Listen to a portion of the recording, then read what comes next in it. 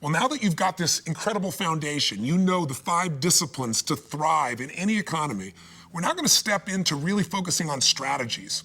12 core strategies that are the basis of any business. In fact, this is really how you go from 0 to 100 million or to 1 billion, depending upon the size of your industry and the direction you're going as a company. The man I'm going to introduce you to is a gentleman who is my partner and my friend.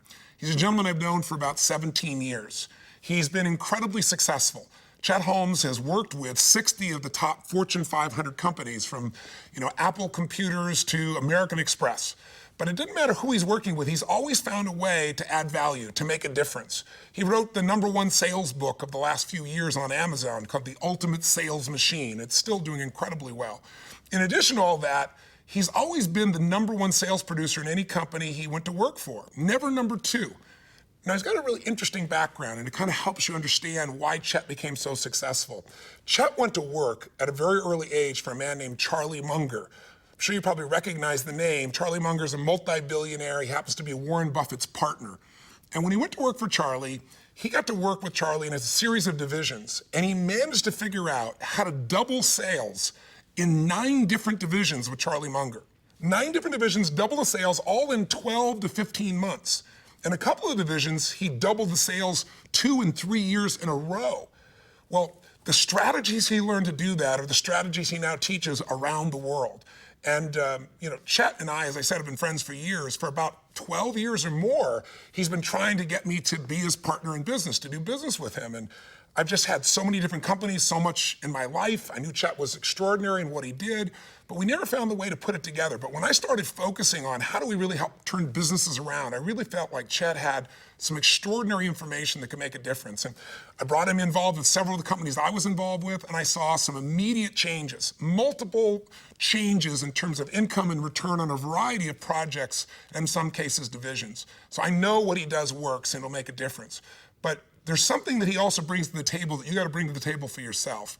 And that is part of why this man is so successful is he's so unbelievably persistent.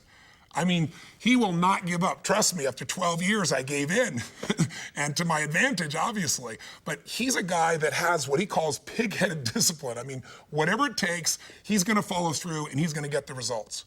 Part of why Chet and I are really partners, too, is because we both believe in mastery. And that's what this whole session is about, the entire program. But what we're going to work on here is this idea of, instead of trying to master 4,000 things, there are so many things that are available to change and improve and take your business to the next level. Trying to do all 4,000 will overwhelm you, and you're not going to master anything. Mastery is really about taking about a dozen things and doing them 4,000 times, doing it over and over again till it's in your body, in your organization, and consistently producing results. That's what Chet's about. That's what we're about together. And he's about to take you on a journey on how to go from 0 to 100 million or 1 billion. Please welcome my dear friend and partner, Chet Holmes. Give it up, ladies and gentlemen.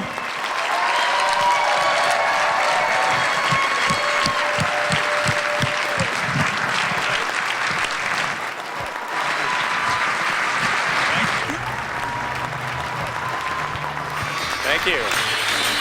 Great. Thank you. Do you know that movement of the spine pumps cerebral fluid into the brain? So I'm going to have you twist. You're now pumping cerebral fluid into the brain.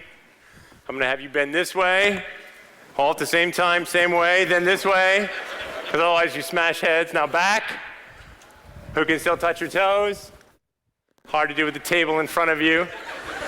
Okay, now move the hips. That's good, like this, make like Elvis. I've actually won a contest as an Elvis Presley impersonator. Of course, everybody else was 70 years old, so, but have a seat. It kind of annoys me. Any Elvis fans in the audience? Okay, so you're giving away your age. But it kind of annoys me when I see these Elvis impersonators and they do the Elvis moves and they all look so lame.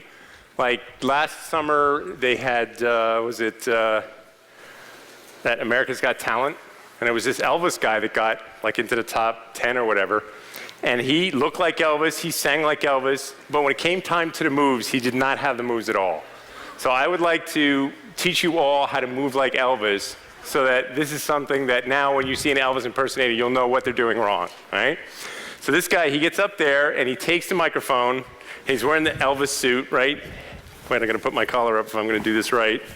And he goes like this. He strikes the iconic pose like this, you know, puts his arm up like this and goes like this. You know, that looks so lame.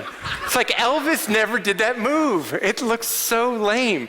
So I'm gonna teach you how to do it. It was in the knees. That's what it was. He would move his knees like this, and then would shoot the other knee out and made the hips do this, you know, like thing like this, right? So I want you all to stand up and do a little Elvis now. Come on. Let's get the cerebral fluid pumping. Oh, since my baby. It looks pretty good over here. We have some women that are making you guys look pathetic. Okay, great. All right, great. If you master the material that I'm going to show you here today, you will be among the top 0.01% of marketers and business executives in the world today. And I speak from great experience.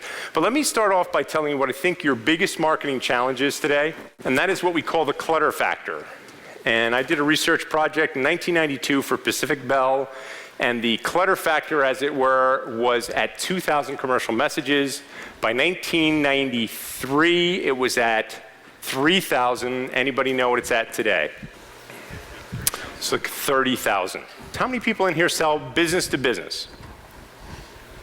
Wow, half the room. Okay, so the rest of you sell business to consumer? Show of hands, right?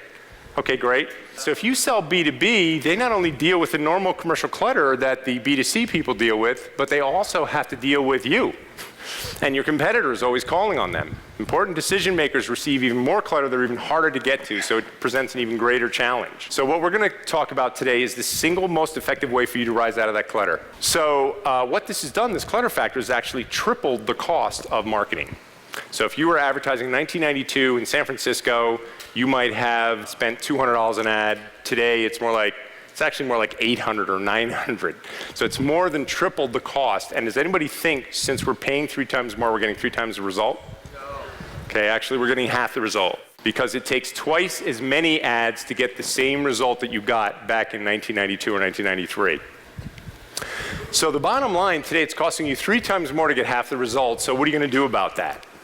This is what we're all here to talk about. It's what we call strategy versus tactics. The tactical approach is to work harder. So I've literally presented that kind of information to a sales manager, a Fortune 100 company, and his reaction to me was, well, we'll just have to have our salespeople call twice as much. Okay? The strategic approach is to work smarter. So I would challenge you to think, well, what could we do the first time we try that would work really well, that would really get attention? And that's what I'm going to challenge you here to do, and that's what we're going to talk about today. So how many people here have had training on my material? Show of hands. Okay. How many people have had a lot of training on my material? Like you have the Business Growth Masters or PEQ? Okay. Have the book? Okay, great. So if you've already had a lot of my training, fear not, because I'm going to go deeper. I'm going to teach things I've never taught in any other venue. Of course, you know, you team up with Tony Robbins, you can imagine how much that pushes you. I mean, first of all, you talk about Elvis. Everybody said they didn't want to follow Elvis on stage. The 2 things you never want to do as a speaker, you never want to follow Tony Robbins, and you never want to follow lunch at 4 o'clock in the afternoon, right? Really bad. Yeah. So I'll actually have you standing up many times during the course of this, because then when you're really hungry, you eat twice as much as you normally would eat, and then you get brain coma, and then I have to work twice as hard to keep you awake. So, but if you're really familiar with my stuff, I have to lay some foundations. So there's going to be some material that you're familiar with, and don't worry about it. You're at 50 miles an hour, and I'm going to take you to 100 miles an hour. But if you haven't had my material, which is probably 70% of the room, then you're going to go from 0 to 100 miles an hour, and it's going to be a pretty wild ride. And besides, repetition is the mother of skill, right? Didn't Tony talk about cognitive learning, and then, you know, the more you see it, the better off you are, and the more you're going to gain from it every time you see it. So in my experience, I don't know if Tony mentioned this or not, but I've had 60 Fortune 500 clients, and I got them all myself, cold calling, using techniques that you're going to learn at this event. So anybody who wants to get the absolute biggest clients in the world, we're going to show you how, and you're going to be utterly confident that you can do it. Totally confident that you can do it. I've gotten 60 of these guys, and so I have a great point of reference, and I've also worked with entrepreneurs all over the world of every kind you can imagine, from multi-billion-dollar companies right down to $2 and $3 million companies. And I found there's 3 types of executives. The first type is the strategic executive. This is probably 0.8%, not even a full percent. And what this means is these are big thinkers, but they're not interested in the detail. And so in my career, I've worked with maybe 2 or 3 of these guys, and they are brilliant. It's like they come up with these ideas, and you're like, holy cow, that guy is smart. I would have never thought of that. Just really, really brilliant. I worked with one executive who, his solution to the challenge that these salespeople were having, where they had to try twice as many, was to reposition them as more like marketing consultants rather than salespeople, which was a great idea, but what he lacked was the proper training and tools to back that up. He's not interested in it. The super strategist, the guy who just is strategically oriented, cannot really operate effectively at the tactical level. And that brings us to the next kind of executive, which is 98%. 99% actually. So 99% are what we call tactical executives. Most of you are probably tactical. And what that means is that if you hear the challenges that salespeople can't get in to see people, so you just have them call twice as much. I have some of these executives working for me in some of my companies, and they don't even understand strategy, but that doesn't mean they're not valuable, because anybody who will cold call all day long and pound away on the phones is valuable, right? But you can explain to this person the strategy you're trying to deploy, and then you ask them to explain it back to you, and they can't. And they'll go, yeah, I know what you're saying. You're saying this. And you're going, no, that's not what I'm saying. So this executive really runs most companies and most operations and most sales organizations are all tactical executives. And the ultimate, the 0.02%, is the strategy and tactical executives, the combination of the two. That's someone who comes up with big ideas and implements with piercing effectiveness at the tactical level. Very, very rare executive. And that's what we want to make all of you here today. We want to make you that strategist who comes up with the big ideas. I'm going to force you through to think through some ideas that are really radically going to change how you sell and market. And then toward the end of the event, you're going to go through hardcore tactics and extreme detail. You're going to have scripts, promo pieces, letters, all kinds of things that you're going to use and the tools.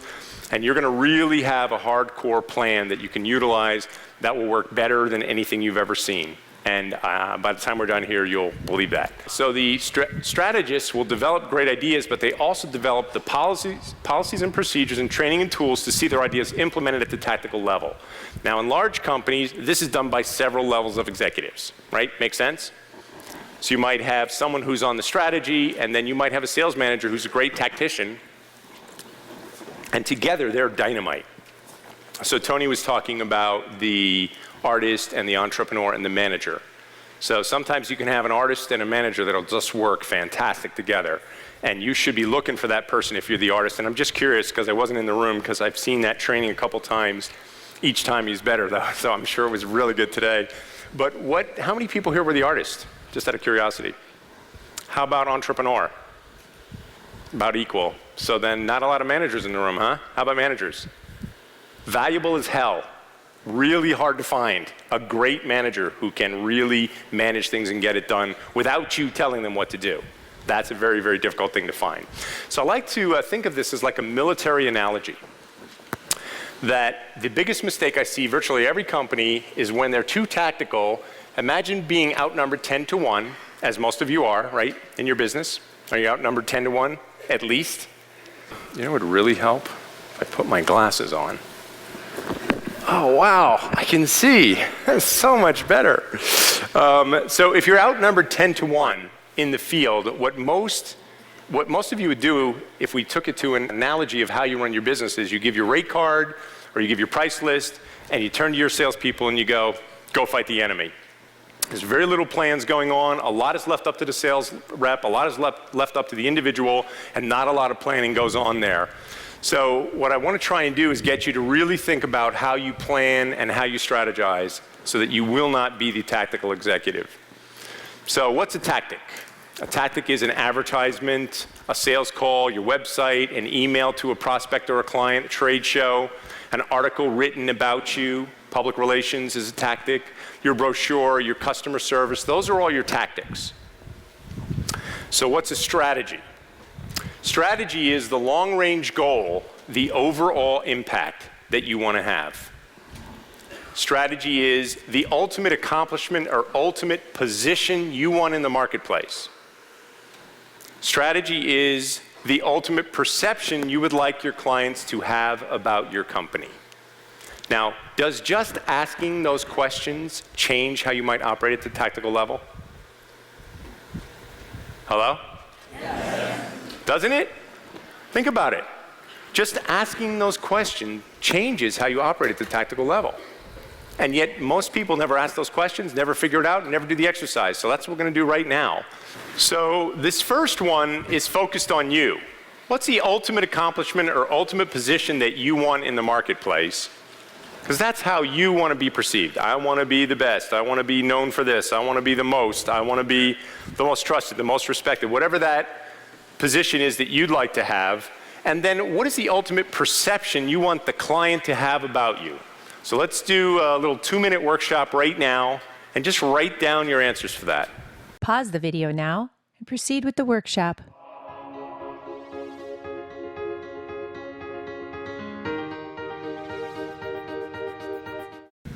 If you're to achieve the strategies you wrote down, do you have to change what you do at the tactical level? Yeah. Yes or no? Okay. So as Tony said, I'd like you guys to play a little more full out. So yes or no? Yes. All right, right? You can see right away. Okay, so let's go deeper. Here's more. How do your tactical efforts support and help you accomplish that position? It's another strategic question. I'm forcing you all to be strategists here. What are the strategic objectives of each tactical effort? Think about that, because most of you don't even know what that means. How many people feel really confident you know exactly what that means? About 6 people, okay? This is going to change everything. What is the strategic objective of each tactical effort? And here's an even better question. How many strategic objectives can you achieve with each tactical effort? How'd you like to get 9 times more results from the tactics you're already deploying? If you think about the questions I'm about to put in front of you, you'll be able to accomplish that. Okay, so here's an example of strategic objectives. What do you want to have happen in a sales call? I ask you, you tell me, I want to make a sale. I say, is that all? What else do you want to do? You go, well, what else is there? I want to make a sale. So I say to you, do you want to be trusted? Yes? Okay, so do you want to be respected? Okay, do you want to have deep credibility? Do you want to be perceived as an expert? Would that be valuable? How about brand loyalty? Is that a good strategic objective? Something that you should be doing on purpose? Okay, how about preempting? How about preempting your competitors so that they can't even deploy against you? Would that be a good strategic objective? Is it something you've actually worked on? Okay, so we're going to do that. Pricing comparisons dealt with. How would you like that even if a competitor deploys at a lower price, they cannot penetrate or take your client away from you? Would that be valuable? Yes. You're going to learn exactly how to do that. Are referrals a good strategic objective? Okay, I don't know how many this is. Motivate action now. How about that? Would that be a good strategic objective? Okay, so you can see that if you just start thinking about these questions, does it make you more effective at the tactical level? How many people would like to think about those questions a little bit, right? Take some of your tactics, take a sales call and think through that kind of stuff. Is it going to improve your sales call? Yes. Okay, or your ad. If you look at these questions and you think about your advertising, is that going to make your advertising more effective? Yes. How about your website? So the strategist says, how can I maximize every single resource at my disposal? And works through these kinds of exercises to make sure that at the tactical level, they are implementing with piercing effectiveness. Let me show you an example. So here's how adding one strategic objective increased sales 600%. How'd you like to add just one extra strategic objective every time you have a tactic that would increase your sales 600%? That'd be good? Yes. Okay. So 2 furniture stores open up in a town at the same time. In store 1, you go in, you say, I'd like to buy a couch, and the person tries to sell you a couch. That is a tactical interaction. In store 2, they will sell you the couch, but the salespeople are constantly trained to sell the store. So while you're on your way to the couch, the salesperson says, first time in the store, and proceeds to strategically put ideas in your head deliberately designed to build some brand loyalty, which I'm going to give you very exact specifics. And what happens is these 2 stores open up at the same time, and over a 4-year period, this store grew at 10% per year, basically based upon increasing the price of furniture. This store grew at 600% over the same 4-year period. So over time, the store developed a large loyal following and an excellent reputation in the community on purpose, not by accident. The owners of the store trained the salespeople to constantly pitch the store to every single person so that you felt a kinship about that store, and I'm going to take you through that. So the first question is, how about you? Because your products are one thing. Selling the furniture, that's what you want to do in a furniture store, right? But is it a good strategy to try and build some brand loyalty on purpose? Yes? Yes. Okay, good. So let's do a little workshop. What you should say about your company every time you interact with a client. The furniture store said the following, just to give you some ideas. They gave a brief history. First time in the store, even if you said yes, they say, well, then you know that we were founded by, and they still pitch the store. Even if you said yes. Okay, have you ever been in a restaurant where someone says first time in our restaurant? My training, I think. Probably. You know, we've been teaching this for like 20 years, and I focused a lot on the restaurant industry, teaching them that anybody own restaurants, by the way? Anybody in here? Okay, we've got a couple of you. Your waiters are your salespeople. So they must be expertly trained on all the material that we're covering here. So they would give a brief history. We were founded by 2 brothers 45 years ago. Then they would say, we have 6 stores, so we were able to buy furniture at a much greater rate and much better pricing than anybody. We know more about furniture than any furniture store salesperson you will ever meet. I can tell you the exact construction of this couch. I can explain everything about it. So anything you want to know about this couch you're looking at, or this bedroom set, or this dining room set, I can tell you why it's priced the way it is and why it's designed and built the way it is. And then if you buy from us, you become part of our family. Literally, this is part of the pitch. You become part of our family. And if you get a chip in your coffee table, even if it's not our fault, like the furniture was not defective, you call us up and we will send an expert repairman out to fix that chip in your coffee table. Does that sound good? Okay. So that was it. It was just this little pitch, and of course we have free delivery. And a lot of the stuff that they talked about, a lot of furniture stores do, they just don't talk about it. Not strategic enough. You understand? So let's do that little workshop now. Where would you put that communication, and what are you going to say? What are you going to say to sell your company, not just your product, but why they want to do business with your company, and where would you put that in your interaction with the prospect? Take a minute and do that. Pause the video now and proceed with the workshop.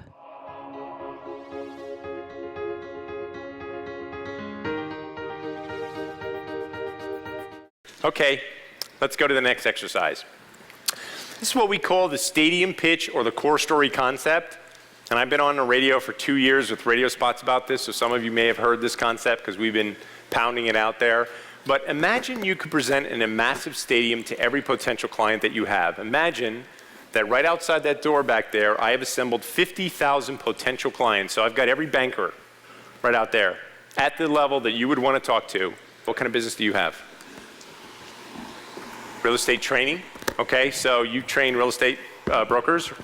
Okay, so I've got 50,000 of them. Are there 50,000 real estate brokers? How many? 600,000. And no, it's probably like 600,000. I think it's a higher number, but I know it'll be 60,000 in the next couple of years, like this. But let's say that I could put whoever your prospects are, I could put 50,000 of them right outside this door right now, ready for you to speak. First question, how many people in here are ready right now? Could get up from this table, walk out there and do a hell of a job. Okay, great. So about maybe 6%, 7% of the room, all right? What would you want to accomplish? Because again, I'm going to force you to be a strategist here now. That's a heck of an opportunity. How many different things do you want to accomplish? Because if you just want to make a sale, can you see how you would blow a massive opportunity just based upon what we've already covered, right? What would be your strategic objectives for an opportunity like that? And right now, I want you to write your headline. Ladies and gentlemen, today I'm here to talk about, and write your headline. Pause the video now and proceed with the workshop.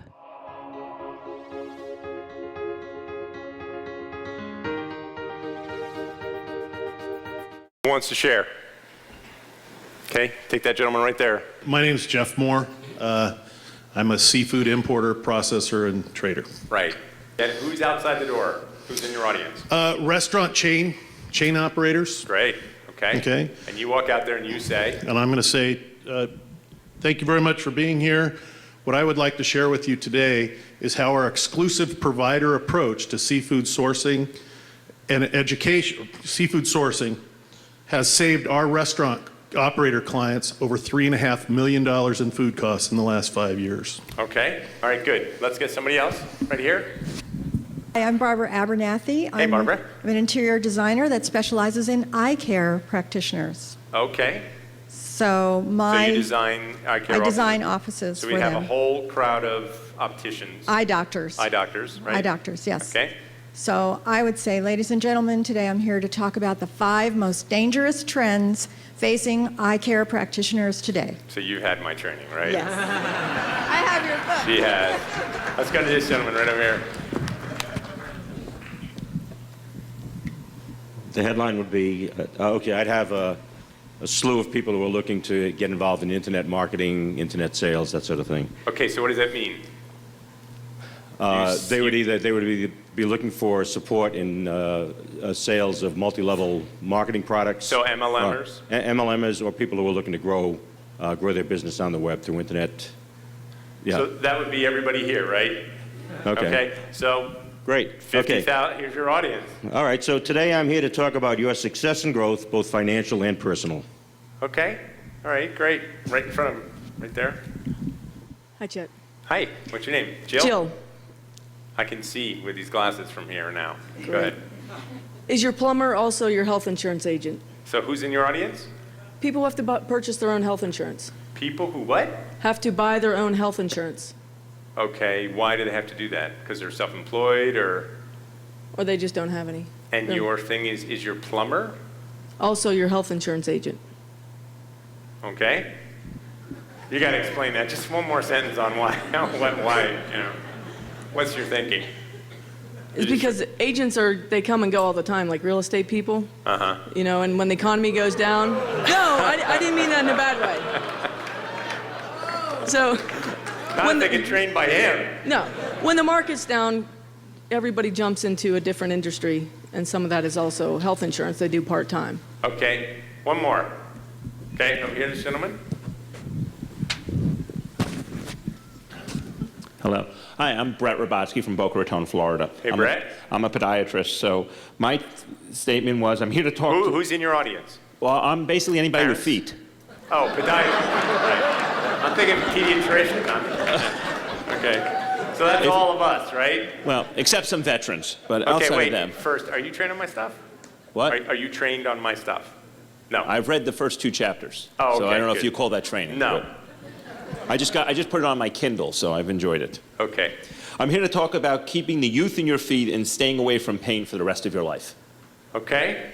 Okay. We're going to make all those way stronger. Jeffrey, way stronger. I'm going to up that one big time for you. Okay? So we're going to make all those way stronger. Because let me just show you. Okay, so we already did that. Let me define who's in your audience, because this is really going to help you write a much better title. Okay? What you're going to find for any given audience at any given time, there's always about 3% buying right now. Okay, would you like me to prove that? How many people in this audience right now are in the market for a car, like literally you're going to buy one in the next week or two? About 3%. Not a lot, 9 people, whatever it is. Okay, how about in the next 4 or 5 months, your lease is going to come up, or you're going to get a car. So you're in the open to it category. Show of hands. Okay, so maybe another 7, 8%. That's any product or service at any given time. There's always 3% buying right now. They drive all of commerce, whatever it is. If we ask how many people in the room are going to buy furniture, you know you're going to buy furniture in the recent future. Okay, well, so again, maybe 3 or 4%. And that's in this audience. But the average, the massive number here that you're seeing, the majority of this pyramid falls into one of 3 categories. The first is 30%, is which, just not thinking about it. Whatever the product is you're selling. So we'll take Jeff's seafood example. And, you know, right now, if I'm in the buying to it category, and Jeff's title was, if you're, you know, I'm going to show you how to save money in your seafood purchasing. Well, if I'm in the buying now category, I'm very interested. If I'm not really thinking about that right now, that's not a good title. Because that title is already trying to sell me something, and I'll show you why, okay? Think they're not interested is the next category. I don't think I'm interested. And the final category is, I'm definitely not interested. I already have it. My supplier is my brother. I know I don't like that. A great example, any chiropractors in the room? Okay, got a chiropractor, a couple of them. You know, there's only about 16% of the population that uses chiropractors. So at any given time, maybe 3% of them are actively looking, and the majority don't use chiropractic. They either are not thinking about it. I met someone on a airplane who had all these neck problems, and I said to her, and she was in a neck brace. I said, you ever go to a chiropractor? No, I haven't. I said, well, do you ever think about that? No, I never thought of it. Just it never occurred to her. She's going to an orthopedic surgeon who has her in a neck brace and painkillers. Okay?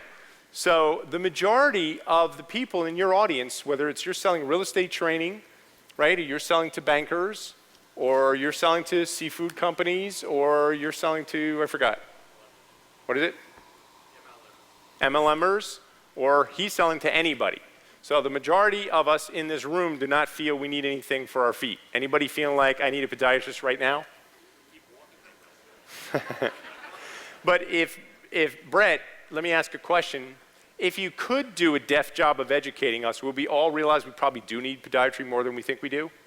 What percentage of the population needs it more than they think they do? 80%. So that's my point. But you can't, with a topic like why you need podiatry, get in front of people because 90% are not buying. They're not interested right now. So what title could you write that even someone who thinks they're not interested, or someone who would tell you I'm definitely not interested, would be interested at least in your title? Okay, so let's go a little deeper. A great stadium pitch will drive them up the pyramid. So in your stadium, the majority are not interested. And now I'm going to make it real challenging. Right before you walk out, I'm going to turn to the audience and I'm going to say, you had to come, but you don't have to stay. So Dr. Brett's going to get up here, and if you're not interested in the topic, feel free to get up and leave. And this is, by the way, after you've been here to 4 o'clock with no food. And Dr. Brett comes up here and goes, today we're here to talk about your feet. And what was your title? How to keep the youth in your feet.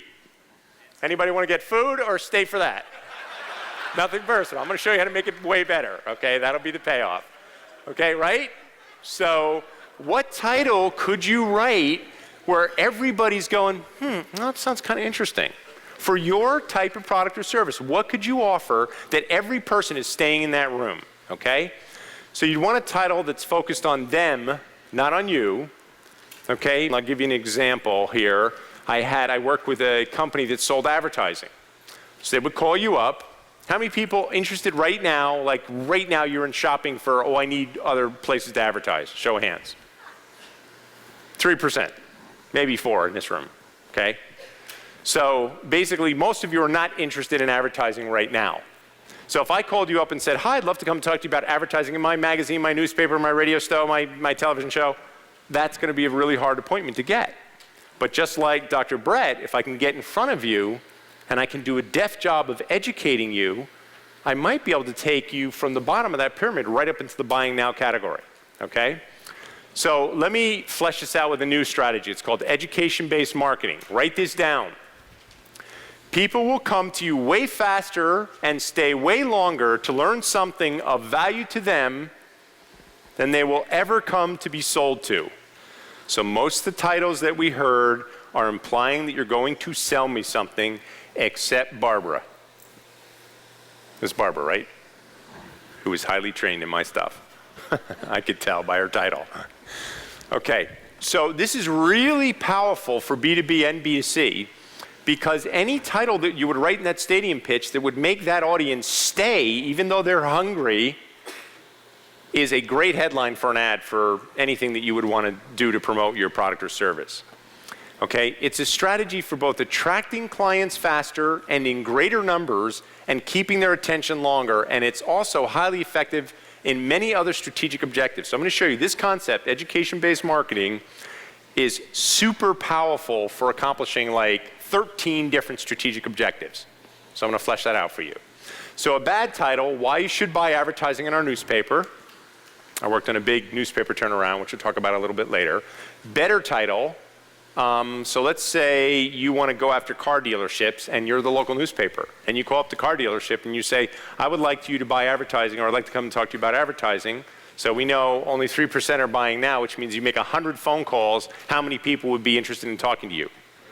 That's a small number and a lot of work.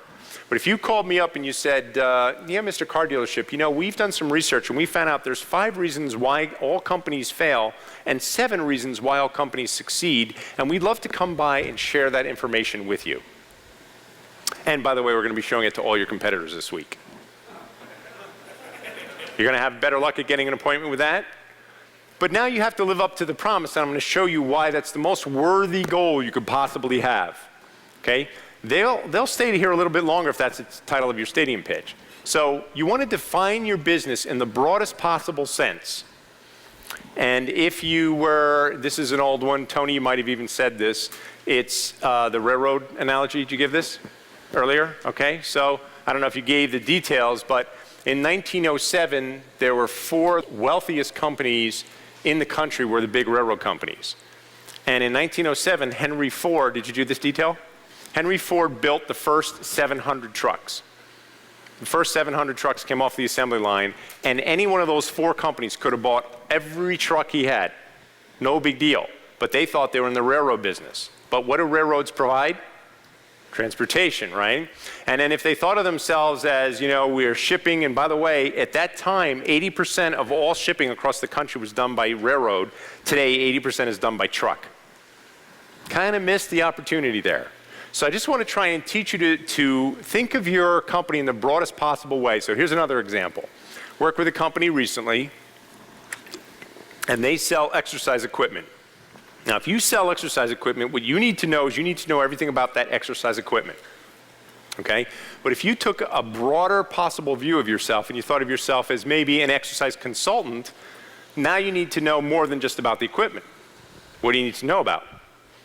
Exercise. Right? So now you can have a broader appeal and you'll have more interest from people. And if you're an expert on exercise, it gives you more authority with the client, right? Anytime you're teaching me something of value that I don't know, you gain power in the relationship. Okay? So if they thought of themselves as a health and fitness expert, now they have a much broader scope. And again, think of the radio spots you do when you're selling equipment. Today we have a sale. You can buy our new, elliptical machine for 30% off. Come down right now. What category do you have to be in that pyramid in order for that ad to even appeal to you? Okay? How about if the ad said, did you know that there's 5 common mistakes that everybody makes when they exercise? If you exercise at all, then you want to call us right away for this free report on the 5 most common mistakes people make when they exercise. Is that appealing to a bigger number of the pyramid? But not the whole pyramid, right? Because not everybody exercises. But if you said, did you know there's one thing you can do every single day that will cut the chance of death by all disease in half? We're talking heart disease, cancer, diabetes, kidney failure, you name the disease. I can tell you one thing that you can do every single day that will cut the chance of death by all those diseases in half. Anybody interested in that information? Call for our free report. So the broader you can give yourself the view, the broader you can picture yourself or visualize yourself or strategically position yourself, the broader the audience you can pull in. Okay, so energy saving device, talked to a fellow yesterday who sells solar energy. Where are you? Right? These guys sell solar energy, things that save energy. And this company, they had an energy saving device, so they would call you up if you're a restaurant or a hotel, and they'd say, we have an energy saving device. We'd love to come by and help you save money on your energy. And they made 100 phone calls and got 3%, okay? So when we started thinking of them as an energy consultant, now they need to know a little bit more information. They need to know about energy. How much energy are we consuming as a planet or as a city? In their case, they worked in a region of the United States. What's the cost of energy? How much has the cost of energy gone up? Because, by the way, if I can teach you that information, does it now help me start to position myself a little better if I'm selling energy equipment? And do you think that company had any of that information? No, because they're just selling a machine. They're thinking of themselves as a railroad company. As a railroad company, I don't need to know all this information about transportation, right? But if I'm an energy consultant, then I need to know all about energy. The cost of it, and by the way, you can't even believe the cost of energy and what's going on in that field right now. So my energy guys, you should be taking lots of notes here. Or if you were an energy conservation and green earth consultant. So we gave these guys 2 lines where they would call up these restaurants and say, hi, I'm with XYZ Energy Company, and would you like to avoid having blackouts in your restaurant? Yes. And would you like to, while avoiding having blackouts in your restaurant, make the earth a better, safer environment for you and your loved ones? Yes. 2 questions hard to say no to. In fact, if you own a restaurant, there's no way, or a hotel, there's no way you want to black out.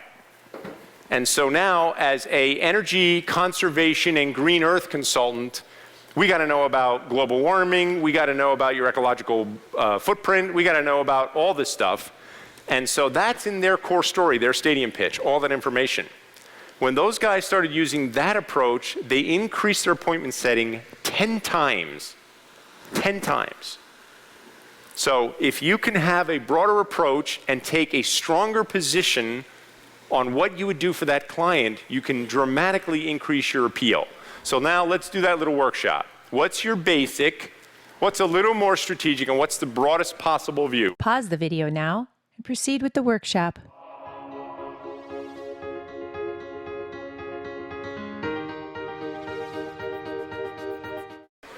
Okay, so let me show you how to do this. I just want to get some examples out of the audience, but let me show you how you do this. Your basic is easy, everybody's got that, right? Nobody having to struggle with that one. You ask, what's the benefit of that? So, I'm sorry, the fellow from England, where are you? What's your name? Chris. So Chris, his basic is he provides educational programs for schools. That's what he does. Motivation programs for schools. High schools, by the way, I didn't find out. High schools, middle schools. Do you just do this in England or you do this here? Just in England? Okay. And so I asked him, and this is the question you all have to ask yourself, what's the benefit of that? And he said, well, we teach motivational stuff. Okay, so the first, when you go a little more strategic, is you look at the benefit, and that starts to help you form your more strategic position. Because if you look at what the benefit is, then he's not a training company, he's a company that improves students' behavior, motivation, grades, and ultimately, the reason the school would do that, you told me was, so go ahead, the school uses us because it increases the exam results for them and increases the aspiration and motivation of the students. So basically, you're transforming schools. Yeah. So that's a hell of an offer, right? If you call up the principal of a school and say, how would you like to transform your school? How would you like to increase the grades of your students? How would you like to get them to want to participate more? How would you like them to be more motivated to come to class? How would you like them to be happier? Throw in health, sell some vitamins. I'm just kidding. Okay, so just keep asking yourself, if you ask, well, what's the benefit of that? What's the benefit of that? What's the benefit of that?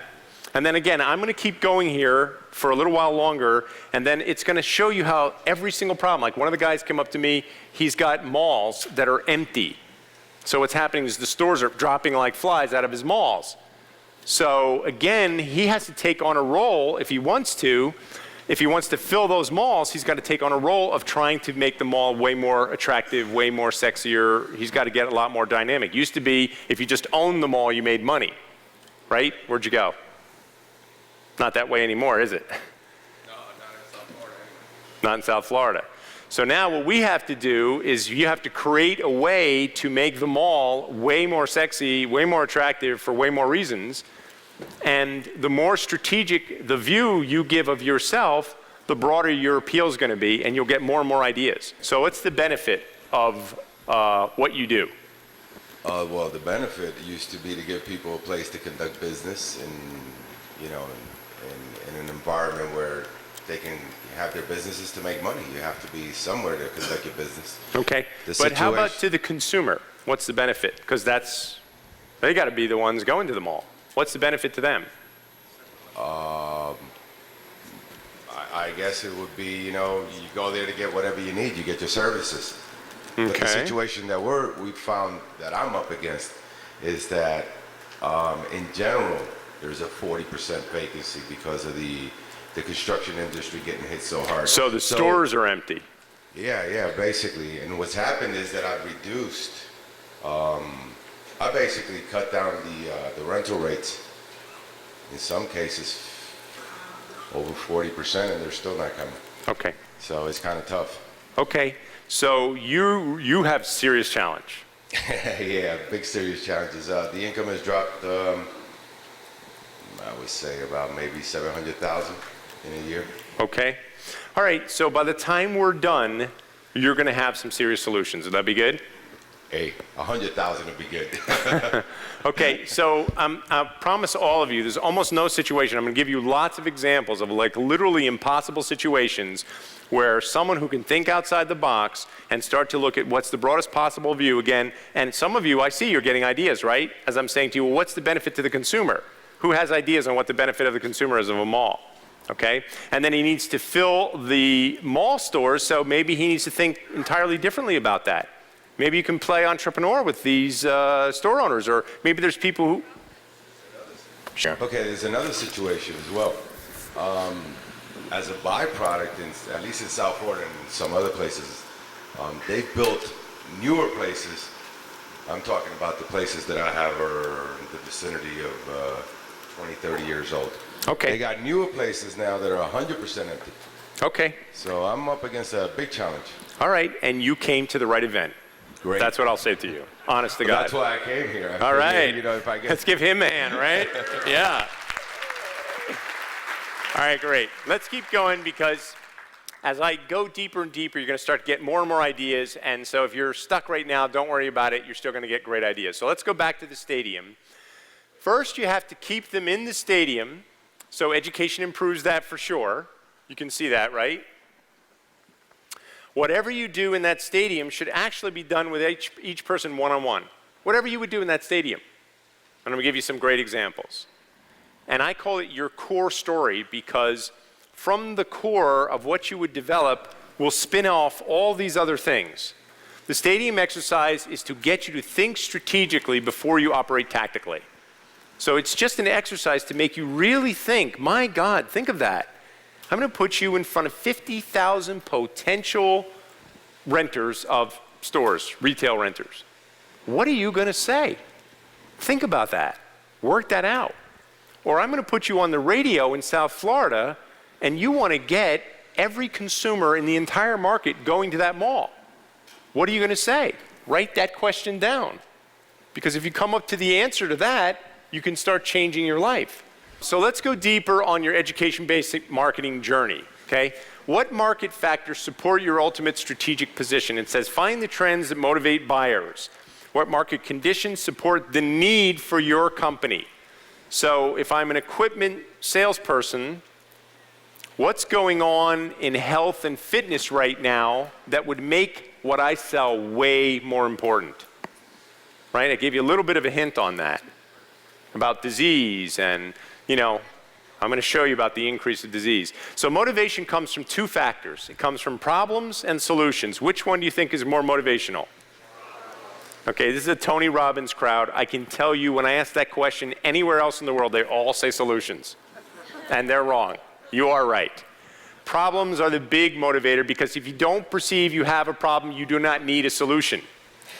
If I'm calling to get a free report on how to reduce the chance of death by all disease in half, and you can then give me an education that by the time you're done, I am running to your store to buy that elliptical machine, because, by the way, the one thing you do every single day that will cut the chance of death by all disease in half is just 45 minutes of cardio.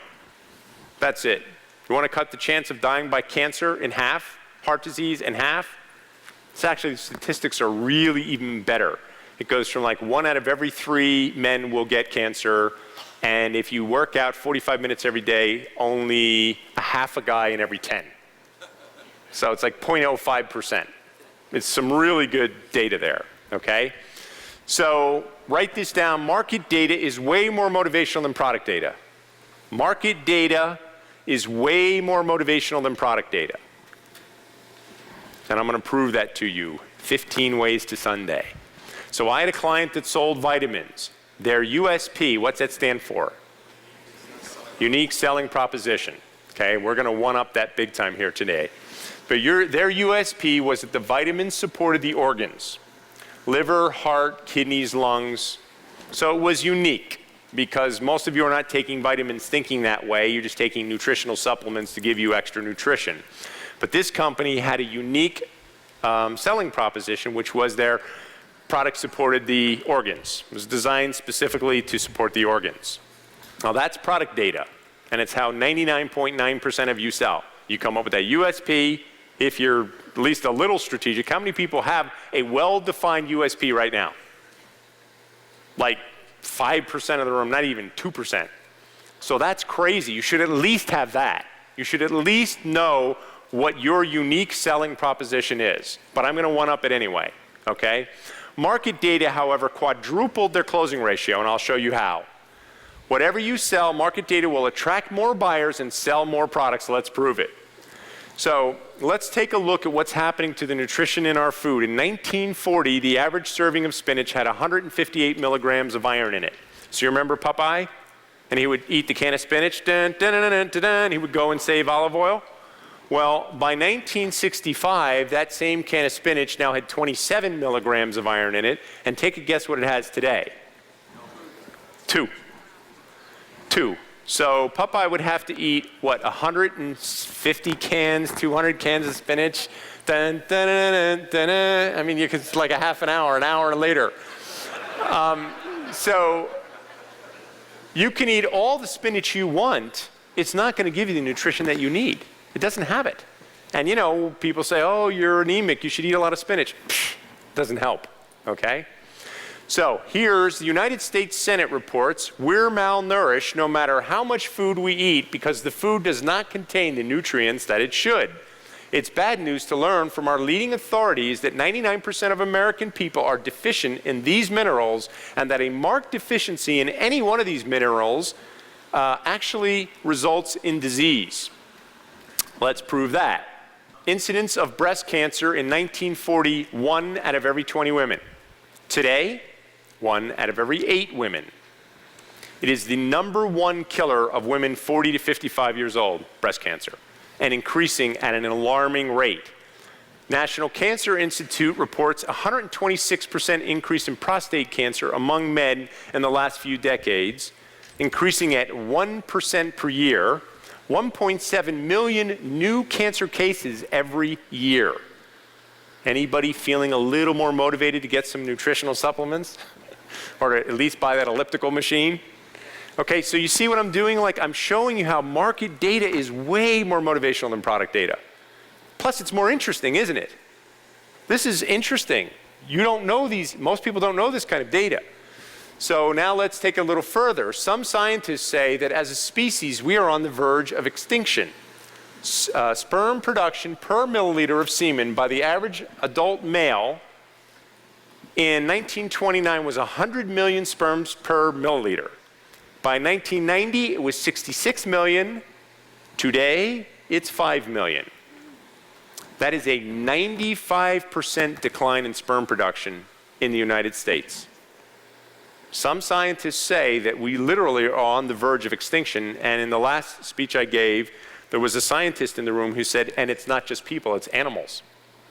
Like animals in the wild, deer, you know, wolves. Sperm production is down across the board on the whole planet. And it's not just in the United States, by the way. Danish, French, Scottish, Belgium, they've all studied it. Loss of sperm fertility is the worst in the United States, but they're all experiencing it. It's dropping by 2% per year while deformed sperm steadily rises. So that's sperm that's not capable of causing pregnancy. Scottish study, the youngest men had the lowest sperm counts. So like a 75-year-old guy who was, you know, weaned on much better nutrition than you is like 5 times more fertile than an 18-year-old guy. I can get you pregnant, honey. You see, those Scottish guys are real happy to hear that, you know. Belgium study, sperm with normal swimming ability dropped 53%. So this is some pretty scary data. Again, now here's what's interesting, I'll tell you. If you wanted to get this kind of data as a way of motivating your buyers and of getting more interest from your buyers, then what you want to do is you want to study things over time. Because today, finding out that you have 5 million sperm count sounds like a lot of sperm to me, right?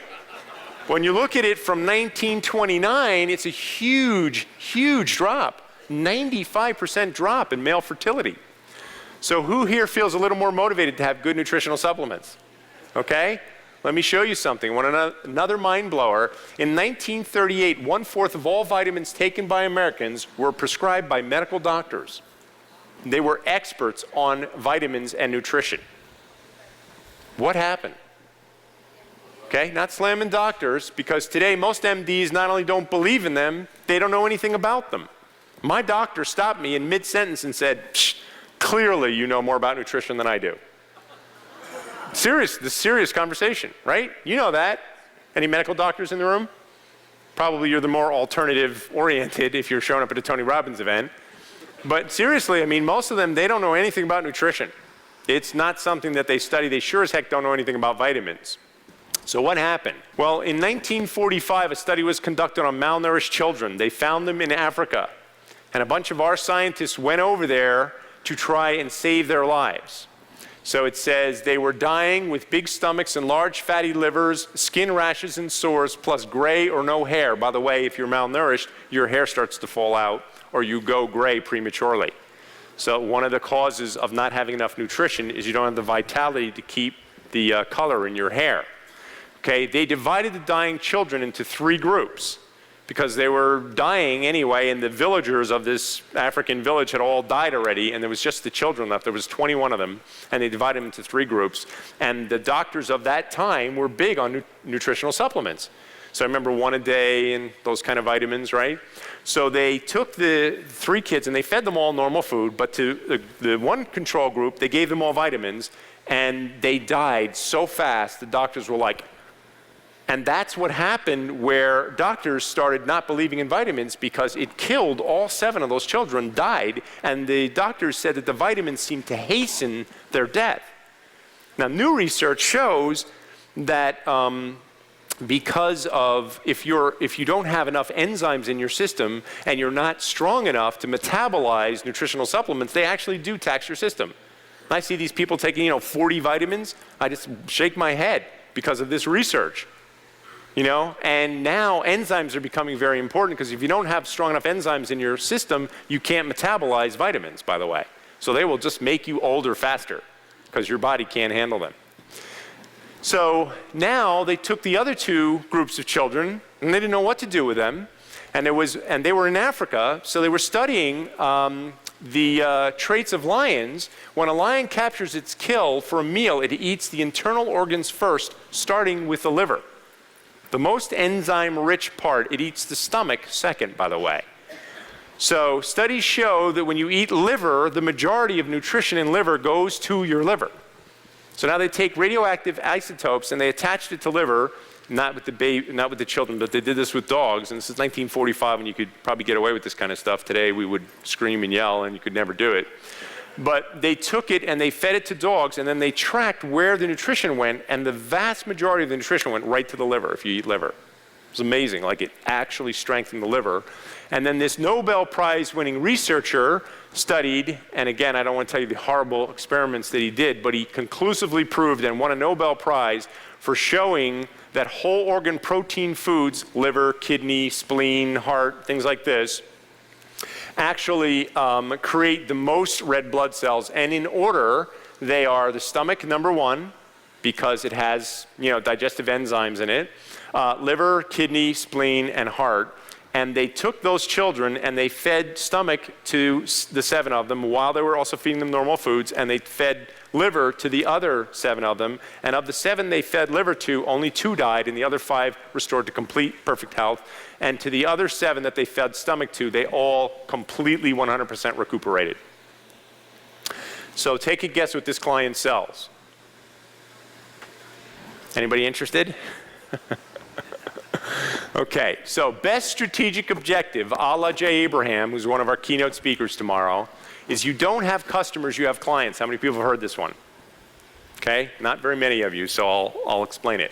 Dictionary definition of a customer is someone who buys a product or service. If you look in the dictionary, what's a customer? They buy a product or service from someone else. It's a real, light, very tactical relationship. A client is one who is under the care, protection, and guidance of an expert in a particular field. So if you are an architect, you have clients. If you are an attorney, you have clients. If you are an accountant, you have clients. So you have a much greater fiduciary responsibility to your clients than someone who has customers. So if I said to all of you that you now have clients, because this is one of the most powerful strategic objectives you could have. Think of yourself as having not customers now, but you have clients. You will never see me use the word customer, ever. We only have clients at all of our companies, okay? So let's talk about this approach as it relates to your approach to marketing, because if they're under your care, guidance, and protection, right, Chris from England, if they're under his care, guidance, if he looks at himself as all of our schools are clients and they're under my care, guidance, and protection, then you have a moral obligation that becomes stronger, doesn't it? You need to know more. You need to be a much more educationally oriented marketer. You need to be much more educationally oriented when you sell. Okay, so first strategic objective, if you have clients, not customers, is you must be an expert on everything around your product or service. The market, the trends, and so on. And remember I said this is about working smarter, not harder. Well, in the beginning, it might be a little harder because you got to work really smarter. But when you're finished, the results are profound. Profound. I'm going to tell you success story after success story after success story. So this is a killer strategic objective for all of you. Take on the job of making your clients more successful in and around your product or service. So what can you do to make your clients more successful? What would help your clients be more successful, and how broad can you go around your product or service? So this is a shoe store. I doubled their sales. I can't personally claim that I personally went and sold the shoes and doubled their sales, but let's just say that my teachings have helped them double sales. And when I first started working with them, the store owner said to me, there's no difference in shoes. A shoe is a shoe. And then I got in and I started interviewing the buyers, who, what they do is they actually go and they'll make, they'll take a Prada shoe that sells for $400 or $500, and they'll make it, and it'll be a knockoff of it, and it'll sell for $140. So huge difference, but it'll look just like it, and actually it will be a better shoe. I will not slam Prada specifically, but let's just say they'll take a lot of the high-end brands and they will make a better shoe. And he said to me, the buyer said, there's 27 different decisions that you make about quality when you're making a shoe. The heel, this part of it, the shank, the leather, the lining, and there's 5 grades of each one of those you can use. So by the time I got done with him, I can now tell you more about shoes than probably anyone you ever, and because I'm so research oriented, I'm like that guy Cliff Clavin. Anybody see Cheers? Sits on the end. It's a little known fact there that your feet sweat a cup of moisture a day. That's an actual fact. I did not make that up Cliff Clavin style. So areas covered in their core story. Their core story, a woman's love affair with shoes, the history of shoes.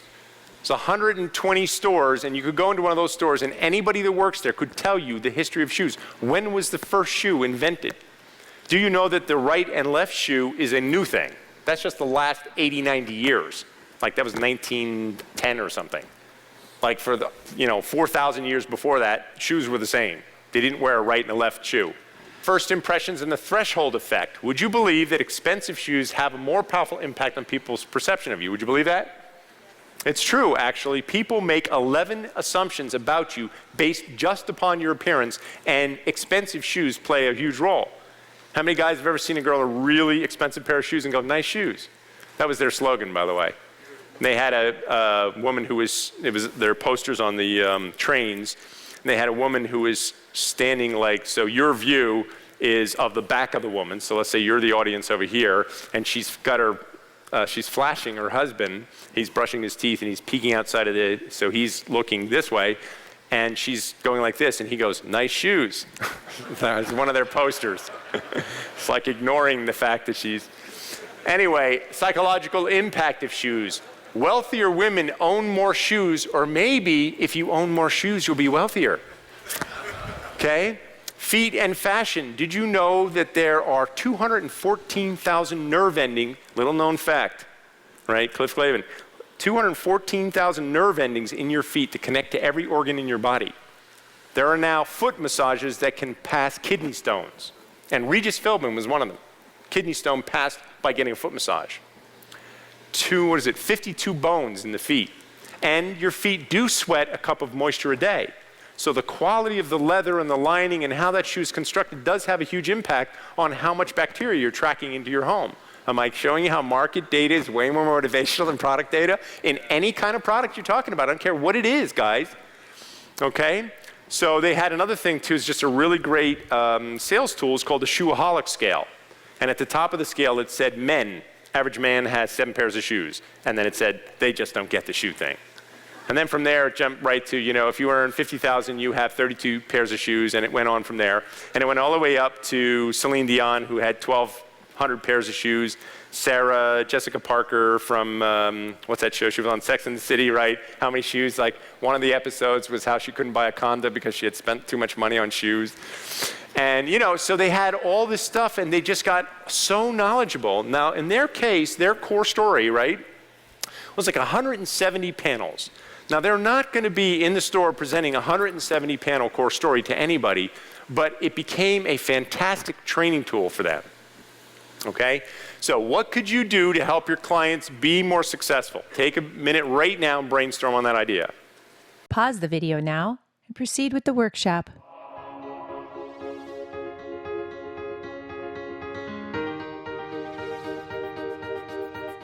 So by the way, you know what car sales experience is like.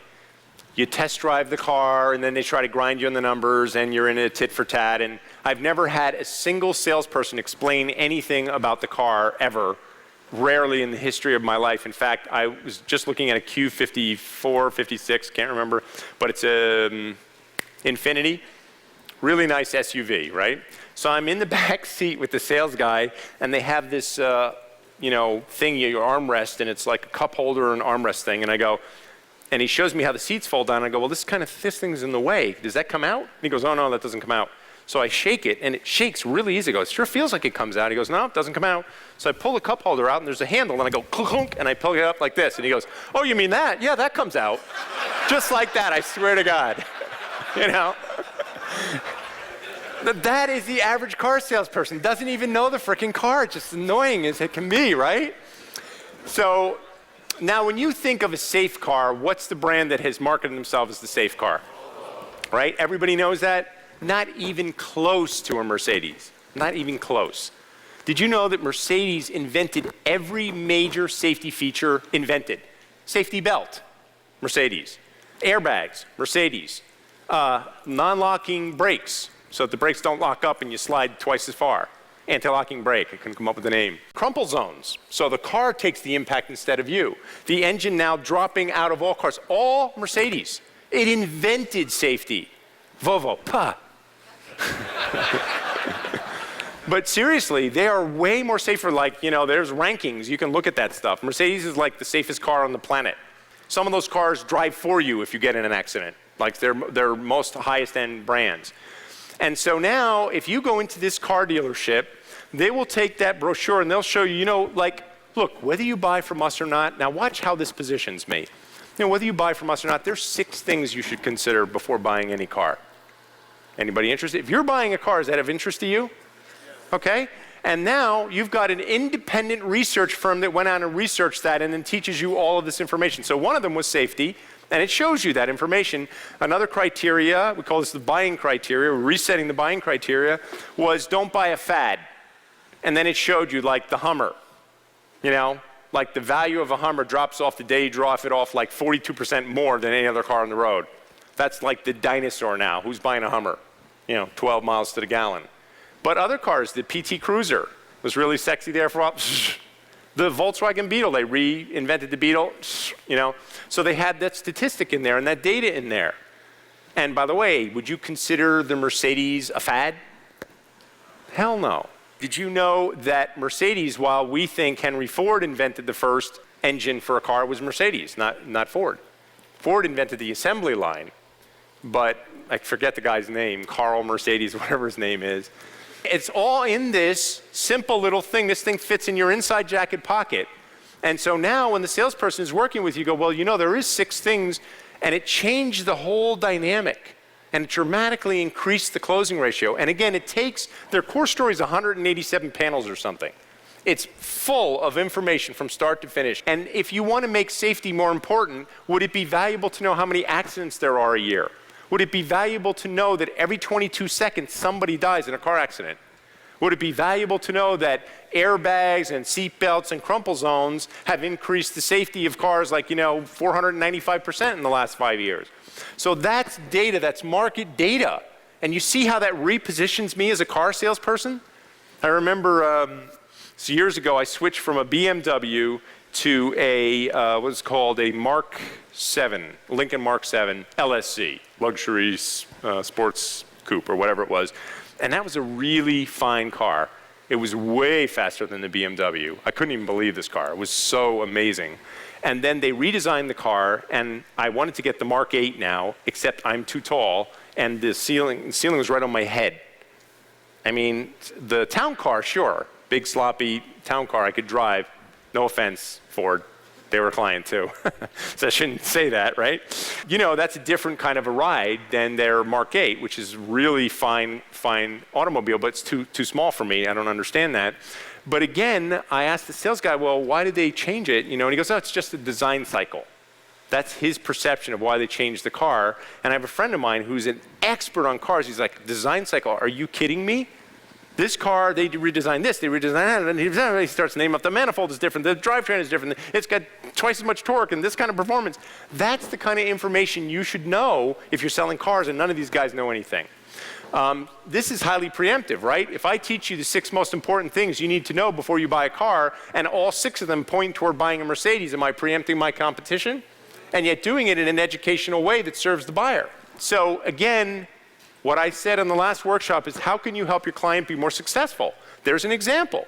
You can help your client be more successful by teaching them the 6 most important things they should know before they buy a product like yours. And it should be full of market data, because if you look at your strategic objectives, and one of them was raise your credibility, right? Is it going to raise your credibility if you've got a thing like that in your pocket when you're talking to me about buying a car? Yes or yes? Okay. Is it going to position you as more of an expert? Is it going to give you more influence? Is it going to help you be more trusted, more respected? Is it worth doing then? Chiropractor in the Yellow Pages. You go to the Yellow Pages, right? You're a chiropractor. You go to the Yellow Pages. There's 400 other chiropractors in the Yellow Pages. So we created an ad for a chiropractor that said, before you hire a chiropractor, there's 3 things you better know. Call us and we'll teach you that for free.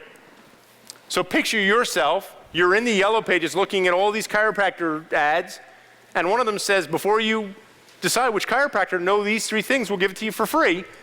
They went from getting, I think it was like 17 phone calls a month to 5 phone calls a day.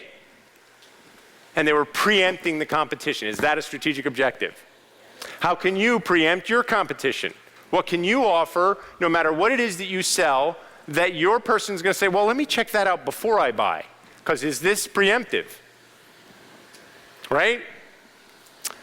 Commercial roofer. So I have a client that helps people with their commercial roof maintenance programs. So this building, for example, they don't have a person probably on staff who is responsible for the maintenance because the roof on this building is probably like, you know, $90 million. I think the average Walmart roof is $25 million or something like that, let's say. And so they use these maintenance companies, and all these companies, all they care about is cost. You know, how can I get this for cheaper? Oh, you're a maintenance company? What are you? You're $8 and, you know, whatever it is, $53 an hour? Okay, you're $52 an hour, boom, you got the job. And this company's been around for 100 years. So how can they use what I've just told you to reset the buying criteria? Because they can't compete. So many people come and go in this field. So many roofers come and go and start dropping their prices. You work for somebody, work for somebody, work for somebody. Then you go on your own, and you go to your own clients that your company had, and you underbid them for a lower price because you don't have the big overhead. You don't have all that stuff, and you can underbid them, and everything's about price. Well, if you're a strategist and you understand that market data is way more motivational than product data, then you start to do some research and you find out, which, by the way, no building owner that I've ever met knows any of this information. And so the other thing is, when they're selling, they would be relegated to the facilities manager. So this hotel has a facilities manager, and he will say, yeah, you know, you're a roofing maintenance company, I've got one already. So remember, only 3% buying right now. So 3% might say, yeah, I hate the company I'm using, sure, come on and speak to me. And then you come in, and all he's going to care about is the price. So we created a program called the 5 Most Dangerous Trends Facing Building Owners. And they would call it building owners, and they'd say, you know, we're with XYZ Roofing Company, and we'd love to come and talk to you about making your building a lot safer. Would you be interested? So the guy would say, oh, you do roofing? I'm sorry, I'm not interested. Talk to the facilities manager. That's who you need to talk to. And then our comeback would be, well, you know, your facilities manager is probably not serving you as well as he could, and it's because they're going to be required to do a little more work than they really want to do, and they're not going to know the same things that we're going to teach you, and we will teach you how to reduce your costs dramatically, how to avoid litigation. By the way, do you know that the average mold mediation now is, remediation is $11 million? And did you know that 85% of all roofs are replaced unnecessarily because the new company brought in didn't understand the old system? And if a roof costs $25 million, you think that might be worth 30 minutes of your time to learn how that won't happen to you? You will be able to manage your facilities manager way more effectively by seeing this information. So let me just ask you a question, Mr. Building Owner. Would it be worth 30 minutes of your time to save you potentially $25 million? And teach you how to, you know, and by the way, 90% of all problems in all buildings originate on the roof. Does that make sense? So you can see now, see what an expert, all this expert information. Again, Cliff Clavin, I know more about roofs than anybody you'd ever want to meet. And by the way, did you know that your insulation, when it gets wet, and something like 40% of all roofs randomly checks have holes in them and are leaking into the building. And when your insulation gets wet, it becomes a conductor of energy instead of an insulator. So in the wintertime, the insulation gets wet, and instead of insulating your building, it freezes and becomes an ice pack around your building, causing your heating bills to go up 58%, et cetera, et cetera. So you can see that by arming them with market data, which when I presented to them, I have 100 salespeople, and I'm presenting all this information, they were so quiet, I thought I was bombing. They were so quiet, right? Who was with me? Andy? Right? They were stone quiet, and I'm like, and I looked at them and I go, hey, what? Why you guys are so quiet? And the CEO of the company stood up and he said, that's because we feel stupid that we didn't know all this information. And it's so powerful. And then the other thing is, now you get in front of that guy and you show them, by the way, 83% of all roofing companies go out of business every 3 years. It's like the turnover rate is huge. And there are 66 different roofing systems, and most companies don't understand 11 of them.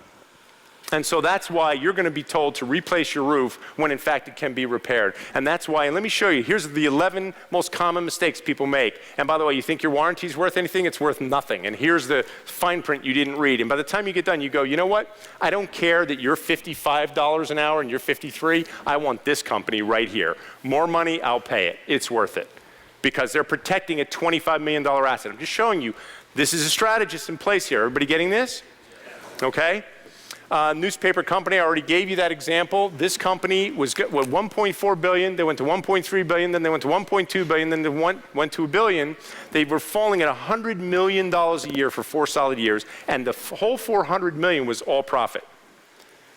So they basically were at break even and going to fall another $100 million, and we came in with this strategy where instead of calling up and saying, hi, I want to come and talk to you about advertising, they called up and said, we've done some research, and we found out there's 5 reasons why all companies fail, and there's 7 reasons why all companies succeed, and we'd love to teach you that. By the way, the 5 reasons why all companies fail, when we called them, we said there's 5 reasons why all restaurants fail, when you're calling all the restaurant owners.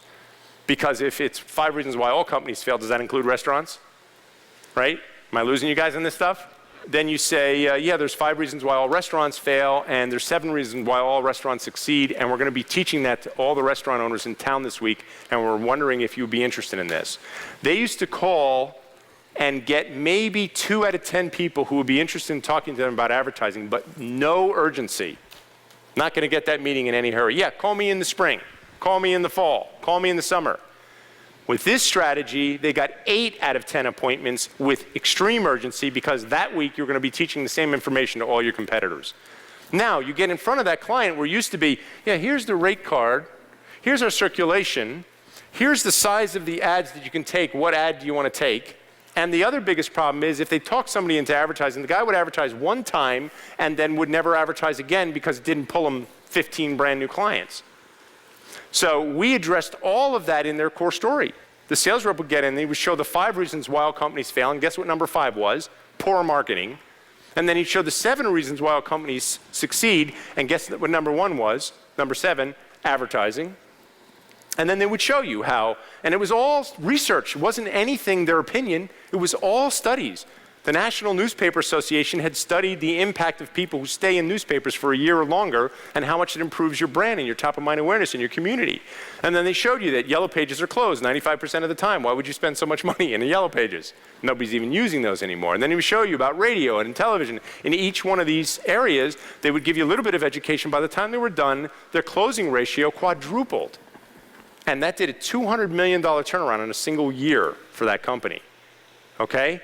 So Tony and I, when I worked with his company, he had some radio spots, and basically you've probably heard him when he does Unleash the Power Within. He'll go into that city. Right now he's going into San Jose, and he'll have radio spots saying, you know, Tony Robbins is coming to San Jose. He's going to do Unleash the Power Within, and whatever the benefits are, it's all product data, product data, product data. So I said to the salespeople, right, Matt, you were with me, and I said, you know, when you guys get someone on the phone, do they just sign right up? No. Do you have to sell them into the event? Oh, yeah. Is it a lot or is it just easy? No, it's a lot. You got to work with them, send them stuff. It's a big, big ordeal. So would you rather just get 10 times more leads? And I go, well, yeah, we like to get 10 times more leads. So if you can play that spot, Stan. Take this little test to see if you're truly happy and successful. I had a guy show up at one of my seminars who was earning over $1 million a year. He had 9% body fat. He had a company that was growing like a weed, but he wasn't happy. All his life he said, when I achieve this ultimate goal, you know, and my life is set up this way, then I'm really going to be fulfilled. I'm going to really be at my top. I'm going to be happy. But the bottom line is that guy still couldn't even enjoy the journey. He didn't know how. Let me ask you, if you could find a way to thrive in any economic time, if you could find a way to achieve and be fulfilled, to experience a life of meaning, wouldn't you want to know the answer? I'm Tony Robbins, and for 30 years, I've searched for these answers from people from all over the world that are living their life stream and are enjoying it as well. I'd like to share with you some of the answers that I found for them for free. If you want to wake up with passion every day, if you want to thoroughly enjoy the journey, and if you want the tools to create a truly spectacular life, then I'm going to invest in you first by giving you my new report on thriving in difficult times, the key to financial and personal success. Call us and leave us a voicemail with your email, and I'll email you this fantastic report right away. Call 1-800-480. Okay, it's a good spot, right? Does it make you want to get that report? Right? Okay, play the next one. This one we couldn't get a hold of Tony, so we just used an announcer. The following is an offer from Tony Robbins. Please, only pay attention if you'd like to have financial freedom, less stress in every area of your life, and learn the techniques used by the most successful people. You probably know that Tony Robbins is advisor to captains of industry, world-famous athletes and actors, and even political leaders and billionaires. He's been at the forefront of human development for 30 years, helping millions of people from practically every country on earth. Tony Robbins would like to share his wealth secrets with you for free. Learn the fundamental lessons of wealth. They're not what what you think. How to maximize your career, build your own money machine, understand the 7 areas of extraordinary wealth, and build financial independence. Call and leave us a voicemail with your email. Okay. So again, it's a broader approach, right? An increased response 10 times. Who here would like to get 10 times more response from the same money you're already spending? Okay, so I've made my point about education-based marketing. It's obviously going to be more effective. But it does change the model. It changes the model because now you're not selling a meeting where these commercial roofer guys, hey, I'd love to come and talk to you about your roofing, and they just want to get up on the roof and try and show you where you had holes that you didn't know you had. And now they don't even have to go up on the roof. They show the owner that information, and that guy just wants to hire them right out. He doesn't ever have to have them up on the roof. And it changed the dynamic because where these other guys, they just want to talk about how to sell the roof, you know, get up on the roof, get up on the roof, get up on the roof. That meant they needed experts who could get up on the roof. This approach meant that they didn't need experts to get up on the roof. They just needed somebody who could really present like a champion racehorse. So write some educational offers, knowing that you might have to do some research, by the way, and I'm going to show you some resources to make that pretty easy. But write some education-based offers.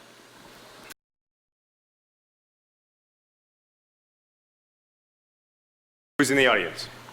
People that want their health to improve. So all of us. Maybe.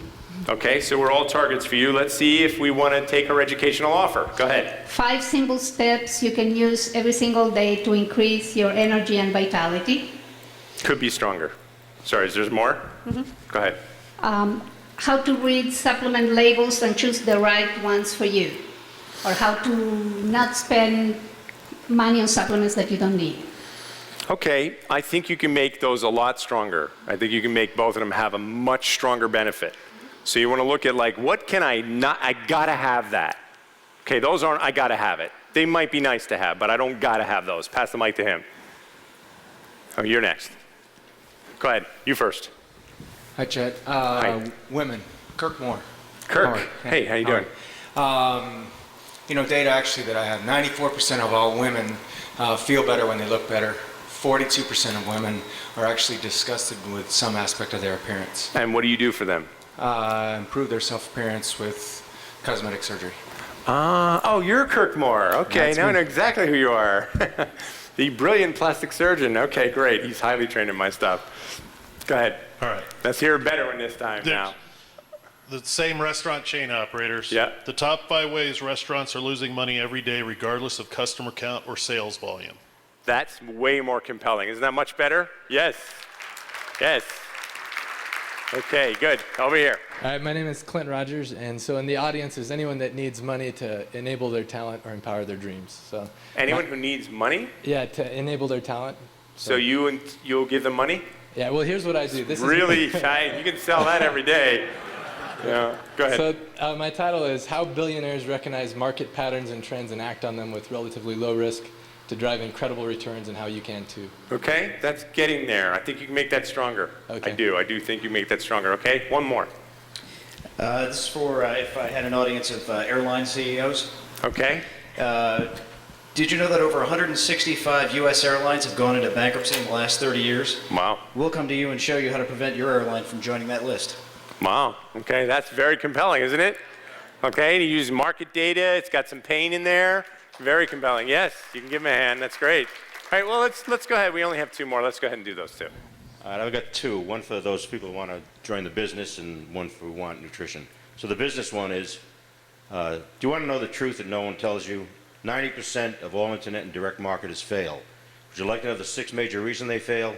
And would you like to be aware of the current available market research that will share the 5 major strategies with you that will make you part of the 10% who succeed?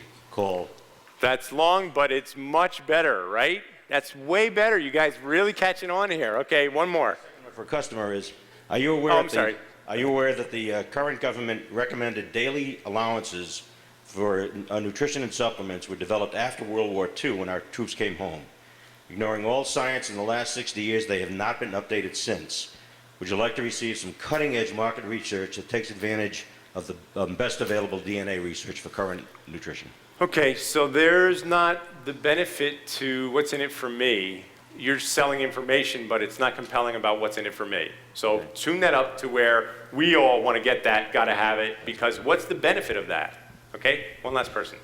Okay, I'm selling to any company owner that needs to train their employees Okay. and to make them more effective. There's a lot of us in the room, so let's hear if we want to take advantage of your offer. Okay, no pressure.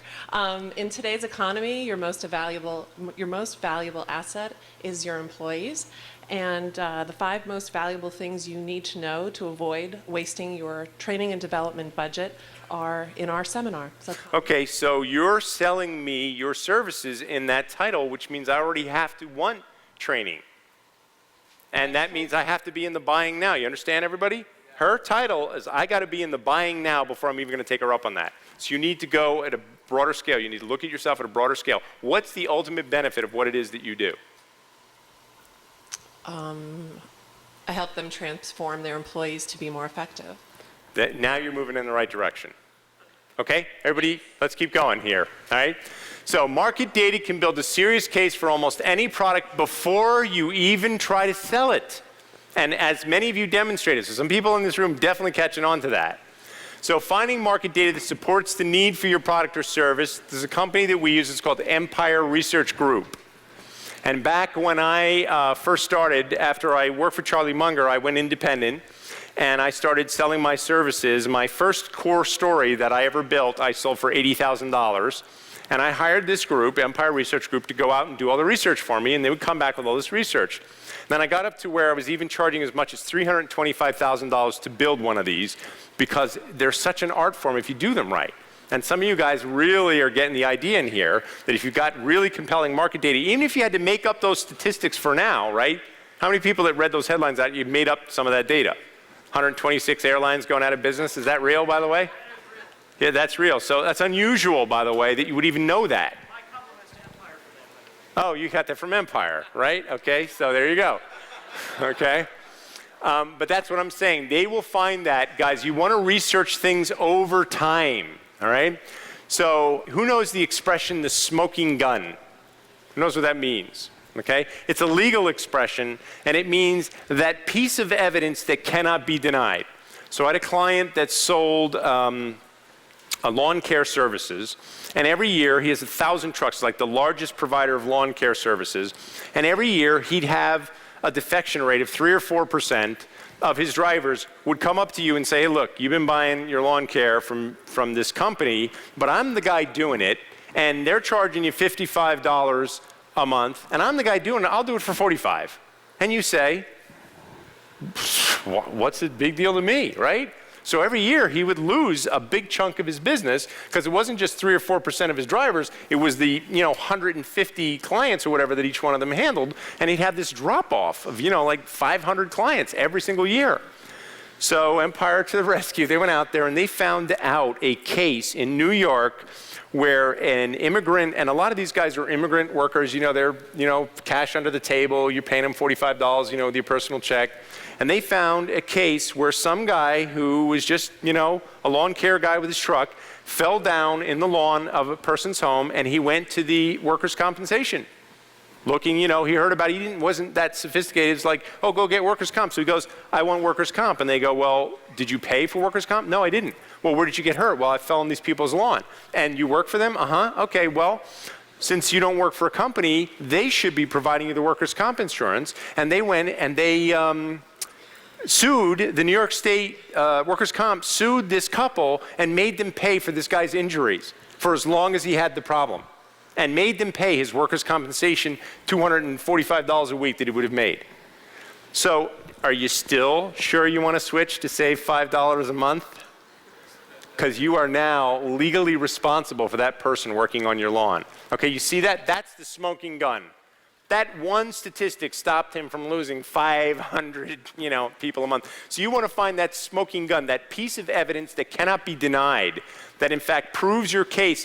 Sometimes it's just one statistic like that. It's amazing. Like the energy company I was telling you about, the energy grid for the United States was built in the 50s, and it's decrepit. So you remember like Brooklyn? Anybody from New York? Okay, right? All right, Brooklyn. And they had the electricity go out for 9 days. That's because all of our systems are antiquated. We had rolling blackouts here in California. So again, you need to have that market data. Market data does many, many things. Among them, it positions you as an expert and shifts the power. It increases interest far beyond product data. Okay? So it captures more buyers, as I've just proved to you again and again and again. I call this the core story sales model because now it doesn't just change what your marketing would be, it changes how your selling goes, because now you're selling an education. And by the way, it's way easier to sell that. You're going to get a lot more appointments by selling an education than you are by selling your product or service. And let me ask you a question. Do you still have to sell that, though? Yes. You still got to sell that, right? But it's easier. And here's the other thing, very important, which I didn't mention. I did, but I didn't make it obvious, is that the core story can get you at a higher level, with a higher level of executive, with a ton of higher level executives. If you want 7 decision makers in that room and you're going to present the 7 things they should all know about their industry, market, or profession, I can't tell you how many situations where we've made that occur. So this sales model changes everything, and while this dramatically increases both your ability to get in front of your prospects and close more often, and for larger purchases, it changes your sales approach, but boy, can you make mistakes, which is going to be covered later on in this week.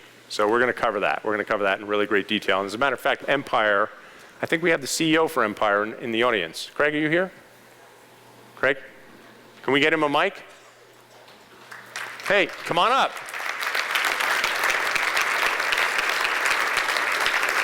Now these guys are all researchers. So this is like what they do. All they do is research. They can prove anything. You say, I want to prove that left-handed people are better in bed. What was the Tony thing saying, the sexier? Oh, yeah, 3 left-handed people in the audience. They will find that data, right? Is there data for everything? There's data for everything, and an abundance of it, too. Many of you know that, I think. So this is Craig Gahan. He's the CEO of Empire. And what would you say the main benefits of Core Story would be? Well, I would point maybe to 3 things, and I'll try to bottom line it for you. Number 1, the Core Story gives you an abundance of data, information, research that you can spread across the landscape of your total marketing effort.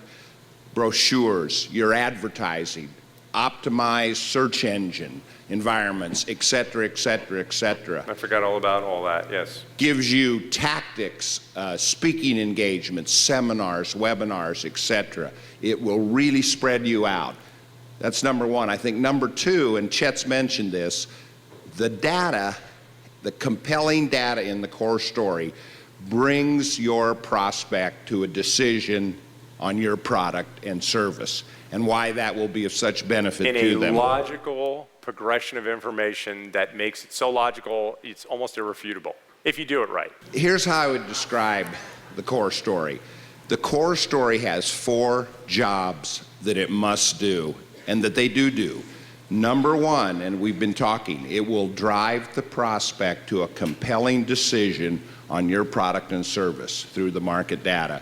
Number 2 job of a Core Story, and think about this for a second, is to very comprehensively educate your prospect, to teach them, to train them. Remember, when we're not well grounded and educated, what are we? First, we are not very confident, we are hesitant, worse, we're skeptical, fearful, we're not going forward.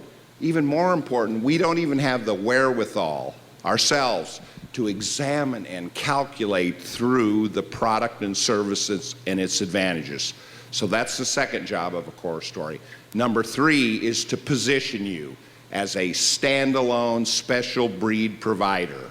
No one else compares, because you are flat out the expert in your field in the minds of your prospects. And that's then a good benefit, right? Is that a good benefit? Flat out, nobody compares to you. And then finally, number 4, again, we're spreading ourselves across a landscape, meaning we have greater access. The Core Story will simply give you a capability to dramatically increase your ability to identify, pursue, access, and develop prospects, and to close a whole lot more business. Period. Yes. Good. Okay, thank you, Chad. Thank you, Craig. Okay, so what does this mean, the USP? So in the old days, Madison Avenue called it your unique selling proposition. We call it your ultimate strategic position, and it's way more powerful. And it sets up the buying criteria, and Craig does a fantastic job. I could have him do a whole seminar on that one. It's so strong. But once it's fully developed, can you translate it into a slogan? So I'm going to show you two companies that shifted the way we think about how we buy. And if you can accomplish this, you can cause a landslide of business into your business. So pizza delivered in 30 minutes or you pay less. What company is that? Okay, so that's top of mind awareness. And by the way, what's the buying criteria there? Is it pizza? Right? It's not even the pizza isn't even the buying criteria. So think about how powerful that is. And then when it absolutely positively has to be there overnight, what company is that? Okay, I can tell you in 1984, I was working in Manhattan in the advertising industry, nothing ever had to be there overnight. That slogan came out right around that time. By 1987, you could not survive without Federal Express. It just became a way of business. So how can you shift the buying criteria? Here is the, what's the current buying criteria for your product or service? Most of the time it's price or something weak like that. And then what is the new buying criteria you might be able to shift to? That workshop is in your workbooks. Pause the video now and proceed with the workshop.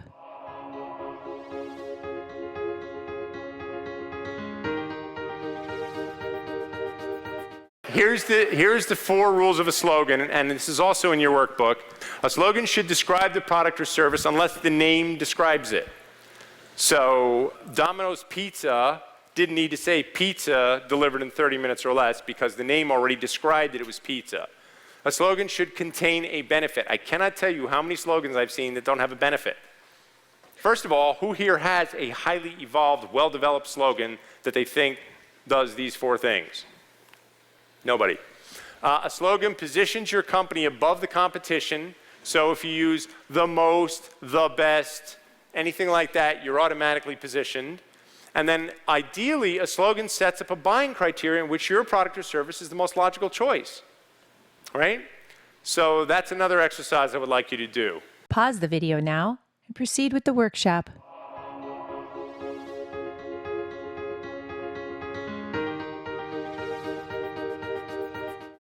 So building a killer core story step by step, or your stadium pitch. And by the way, there's a fantastic, I know it's 20 pages on how to build a core story. So those of you who can afford Empire, and they're a heck of a lot cheaper than the $80,000 I used to charge. Now you couldn't even get me to do it because it's so much work. But if you do it, it might take you 5 days to do it, but after you're done, your ads will be better, your website will be more powerful, your sales calls will be more powerful. Everything you do will work better, stronger, faster, easier when you have all that research. So here's the rules of a great core story. It says, even if you don't present this, you need to build one of these as the ultimate training tool. So the shoe store example I gave you, the Mercedes example I gave you, the fitness stores, their core story is 180 pages. They're not going to present 180 pages to you if you walk into that fitness store.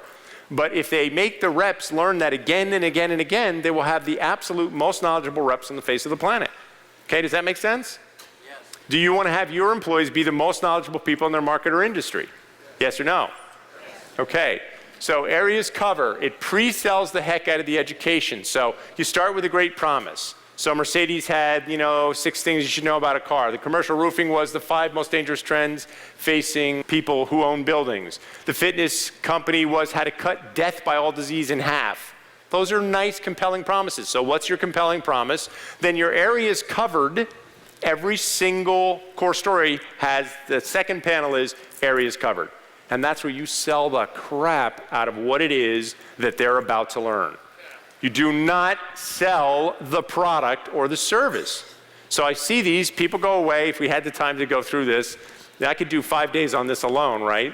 And I look at your areas covered, and the 4th bullet is what you should know about our product or service every single time. If you promise me you're going to come in and give me an education, then you don't want to have right in your areas covered how you're going to sell me, and I'll explain that even better. Start with the big picture market information. So the roofing client showed the competitors dropping like flies. I had a health benefits client, showed the rising cost of health care. What's going on in your industry? You should know the size of your market. What is the annual billings of your market or industry? How's it changed over the last 10, 20, 30 years? That stuff, a lot of this is really easy to find, by the way. You want great resources, CNN.com, great resource. Massive pain. What's the bad news? And let me tell you, it all doesn't have to directly relate to what it is you're selling. You can see most core stories will have 5 dangerous trends in them, and 4 of them will have nothing to do with what it is that you sell. But it still makes your prospect want to take some action and make a decision. Especially if you're, a decisive executive, and I show you, 7 panels about bad news going on in your industry or marketplace, when I'm done, I haven't even offered you a solution. You're ready to make a decision. You understand that? Okay? So their pain segment does not necessarily all have to be stuff directly related to your product. We sold research aids to accountants, and 5 of the things going on with them had nothing to do with the research aids, but man, it was really bad news. At the end of seeing that, every accountant would want to buy everything that those reps were selling, just because they felt like they needed to take some kind of action. Set a buying criteria with more data. No selling. No selling. So you should have a segment in there where you're saying the 5 most dangerous things that you should look for in XYZ, and I can go really deep on that, but I won't. The 5 things to look for in your type of product or service, still no selling. So if you look at that exercise company, you can buy a treadmill at Sears for $500, or you can buy one of these guys' treadmills for $5,000. So in the section, the 5 things you should look for in a treadmill, they explain that when you walk, by the way, if I walk across the stage like this, when I step down, I actually slow down. It's very subtle. And when I push off, I speed up. So there's this fast, slow action as I walk across the stage. Well, if you take that $500 one, it just moves like this. There's no slowing down or stopping or anything. But you take that $5,000 one, it actually slows down when you step down and speeds up when you step off. And it adjusts. It's very subtle. But what happens is when you get that one that just doesn't even pay attention to who you are, what your needs are, it tweaks your knees, your hips, your ligaments, your tendons. So what's your hips, ligaments, and tendons worth? Is it worth, maybe spending $5,000 on one of those machines instead of the $500 on the machine that could destroy all that? And the other thing is those machines last forever. Those $5,000 ones are the ones they use in health spas, which are used 20 hours a day by people all day long. The one from Sears lasts for 2 years if you're lucky. Okay, no, disparaging Sears, but I bought one and it lasted 2 years. So, but you wouldn't have been able to convince me to buy a $5,000 treadmill until I learned the buying criteria, the 5 things you should look for in a treadmill. How many people here already feel a little more motivated to spend that extra money, right? Okay? So, and now a word from our sponsor. All core stories have a segment where you've basically taught me all that stuff, given me the pain, blah, blah, blah. Now you get to the end of the rainbow, and it says, now a word from our sponsor. So let's pretend that I presented a core story up here to you on the roofing thing, and we get to the part, and I just taught you all this stuff. You had no idea. It was really good information. And then I go, this little segment we have right here talks a little bit about our company, and I only have, literally 3 minutes worth of stuff here. Do you want to see this? Every single 100% never had any core story with thousands of organizations we've helped deploy them ever had anybody say no, ever. Because if you're giving them great information, they want to see it, and you've already made the sale. If you take me through the 6 most important things to look for in a car, by the time you're done, I already bought the Mercedes. You don't even have to have the part where you say, and you should buy a Mercedes. You understand?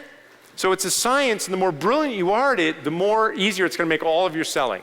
But this gives you the transition to flat out pitch yourself in the physical equipment. I talked about that. So in their section on the 5 things to look for in the treadmill, it pre-sells why you want to spend that extra money.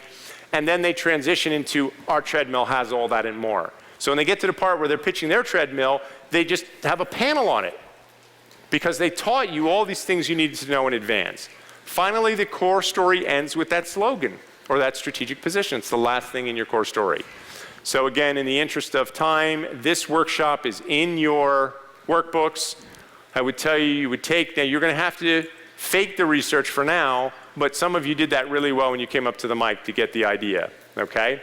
So how many different ways does this core story change your sales model? The ultimate accomplishment of the core story sales model is that you sell the education for money. So imagine that your education was so good you could charge me for it.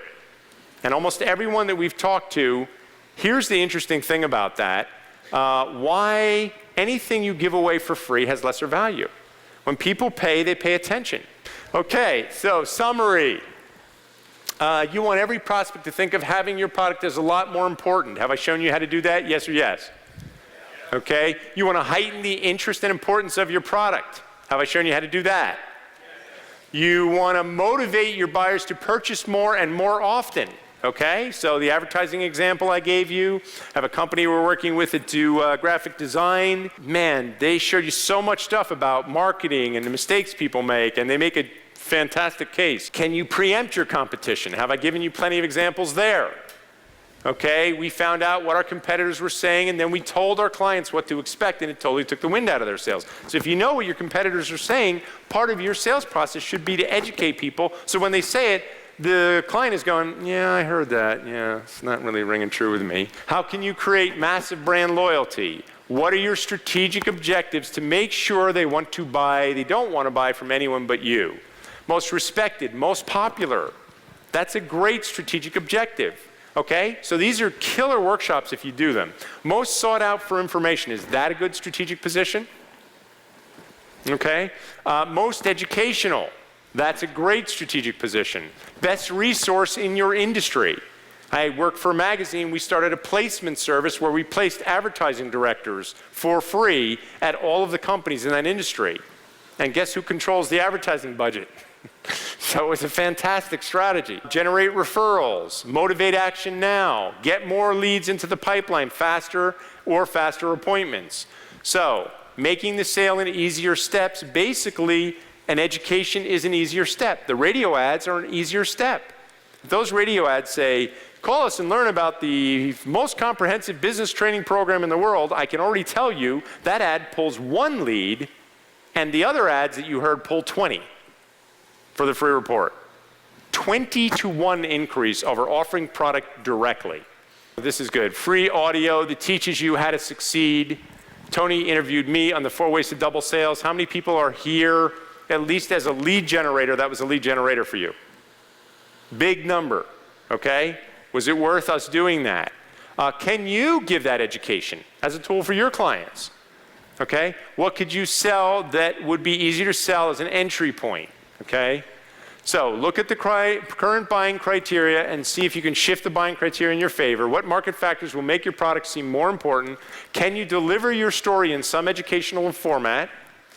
Can you offer additional services that help make your client more successful? That should be a goal for every one of you. Can you crystallize your new buying criteria into a slogan?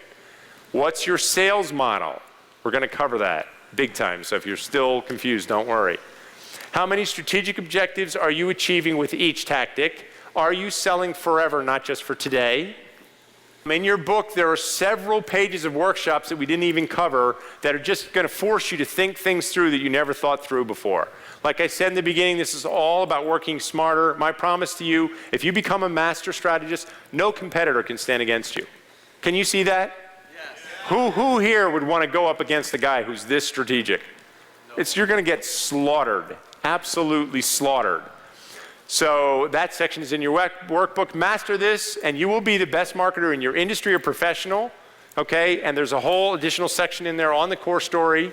In another module, we show you how a $2 billion company used the core story sales approach to increase advertising results by 16,000%. And I am finished. Thank you, ladies and gentlemen.